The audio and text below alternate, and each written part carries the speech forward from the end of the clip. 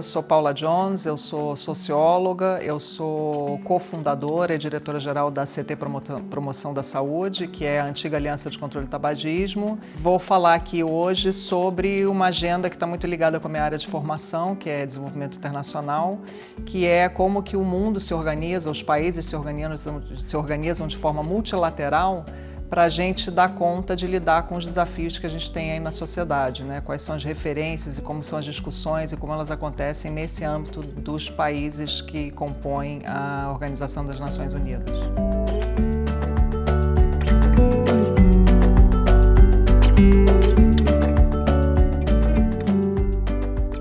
A Organização das Nações Unidas, a ONU, ela foi estabelecida após a Segunda Guerra Mundial, em 1945, e ela substituiu a extinta Liga das Nações, que foi uma iniciativa para salvaguardar a paz internacional. A ONU se propõe a desenvolver relações amistosas entre os países, realizar a cooperação internacional para resolver problemas mundiais de caráter econômico, social, cultural e humanitário. E também desenvolver a harmonia entre os povos, promovendo respeito aos direitos humanos e às liberdades fundamentais. É interessante notar que essa finalidade foi abordada já pela Carta da ONU, que foi o primeiro tratado internacional a assumir esses compromissos de forma global. E a ONU ela é guiada por princípios, e esses princípios são a igualdade soberana de todos os seus membros, cumprir de boa fé os compromissos da Carta da ONU, a solução pacífica das controvérsias entre Estados, não recorrer ao uso da força nas relações internacionais, a não intervenção em assuntos que são essencialmente da alçada nacional de cada país, isso diz respeito ao princípio da soberania, e a ONU possui legitimidade na representação de todas as partes do mundo, contando hoje com 193 países membros.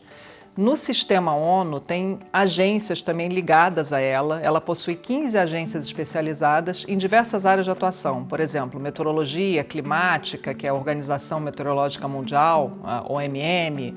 No caso da saúde, que é o caso que a gente trabalha bastante enquanto organização, é a Organização Mundial da Saúde, que é a OMS.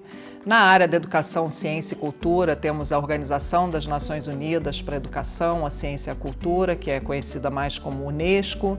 No caso do comércio mundial, a gente tem a OMC, que é a Organização Mundial do Comércio, e assim por diante. São 15 agências diferentes que fazem parte da chamada família ONU.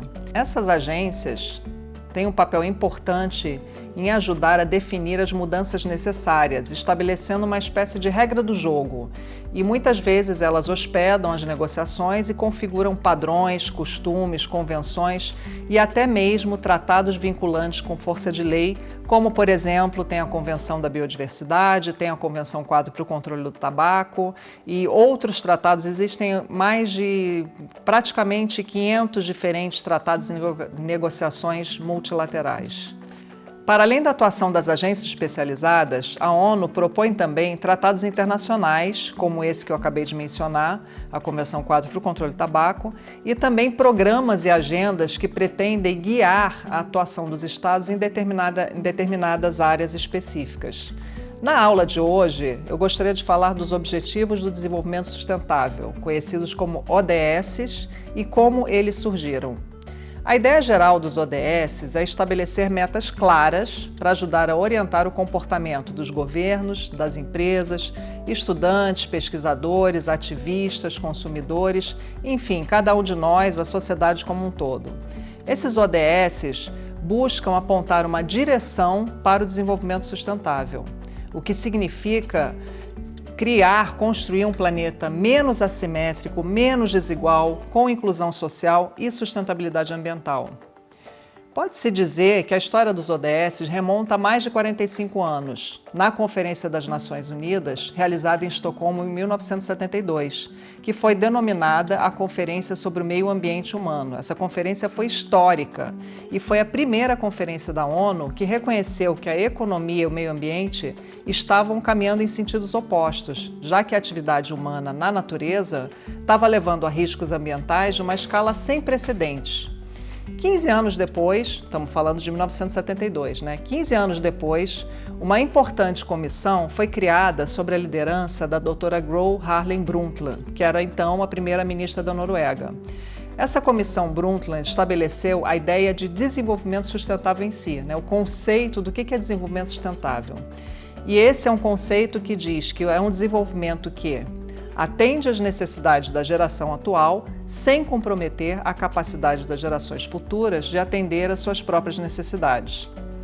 Esse conceito de desenvolvimento sustentável foi adotado cinco anos depois, no 20º aniversário da Conferência de Estocolmo, no que ficou conhecido como a Cúpula da Terra, que é um outro marco histórico na história do desenvolvimento sustentável, ou a Conferência das Nações Unidas sobre o Meio Ambiente e Desenvolvimento, que ocorreu no Rio de Janeiro e adotou a ideia de desenvolvimento sustentável como um conceito global compartilhado. Essa foi a famosa Eco 92, ou Rio 92, que foi realizada no Rio de Janeiro, onde 3 grandes acordos ambientais multilaterais foram adotados. Um deles foi a Convenção Quadro das Nações Unidas sobre a Mudança do Clima, o outro foi a Convenção sobre a Diversidade Biológica e o outro foi a Convenção das Nações Unidas de Combate à Desertificação. Foi um momento da história em que foi muito inspirador, em que havia uma verdadeira crença de que, nossa, agora o mundo, né, com essas diretrizes, vai caminhar no sentido da gente ter um modelo de desenvolvimento que não seja tão nocivo para a saúde, para o meio ambiente, para o planeta como um todo. Foi um momento de muita esperança, né, que quem estava no Rio de Janeiro nessa época vivenciou esse momento.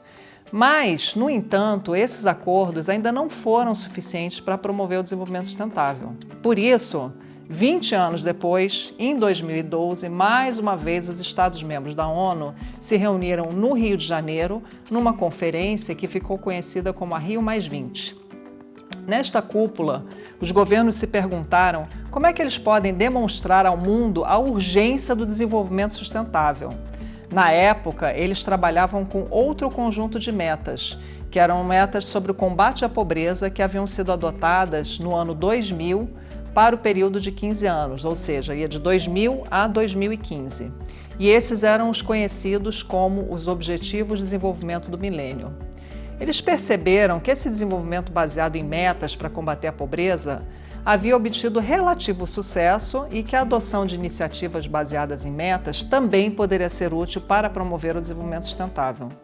Assim, após a vigência dos ODMs, os Objetivos de Desenvolvimento do Milênio, surgiram os Objetivos de Desenvolvimento Sustentável, os ODS, para os próximos 15 anos, de 2015 a 2030.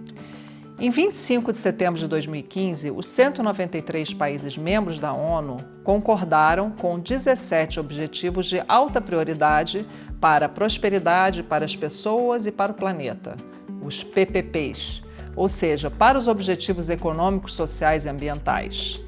Esses objetivos e suas 169 metas estão inseridos no Compromisso Geral com a Agenda 2030 e se tornaram a estrutura de cooperação para o período até 2030. A importância dessas conferências da ONU e desses pactos que são adotados de forma multilateral é que são eles que acabam guiando quais os projetos de desenvolvimento que vão ser financiados em que áreas, quais serão as metas. Então ele acaba guiando toda a estrutura de cooperação internacional global a partir dessas negociações multilaterais que acontecem no âmbito da ONU. Então todos os 193 Estados-membros da ONU adotaram os ODS para ajudar a redefinir os rumos da economia mundial, buscando um caminho para prosperidade compartilhada, sociedades inclusivas e meio ambiente protegido. Estes são os Objetivos de Desenvolvimento Sustentável e, como é possível observar, eles abrangem uma ampla gama de aspirações. Por exemplo, o ODS 1, ele pretende acabar com a pobreza. Já o ODS 2 pretende acabar com a fome e trata também de agricultura. O ODS 3, ele quer promover a saúde e o bem-estar. O ODS 4 é para a promoção da educação de qualidade em todos os níveis, desde a primeira infância até o nível universitário. O ODS 5 promove a igualdade de gênero e o ODS 10 reduz as desigualdades de renda dentro dos países e entre países. Ou seja, isso foi uma pequena amostra da amplitude e do escopo desses Objetivos de Desenvolvimento Sustentável. Quando você coloca os 17 objetivos lado a lado, você vê que é uma agenda bastante abrangente que trata absolutamente de tudo, né, das relações sociais no planeta Terra. Alguns outros, por exemplo, os outros que eu vou citar agora, promovem o desenvolvimento econômico de forma simétrica. O ODS 8 pretende promover o trabalho decente e o crescimento econômico. O ODS 9 trata da indústria, inovação e infraestrutura. E também alguns ODSs que falam mais explicitamente de objetivos ambientais. Por exemplo, o ODS 13 pretende combater a mudança climática induzida pelo homem. Os ODS 14 e 15 proteger os ecossistemas marítimo e terrestre, respectivamente.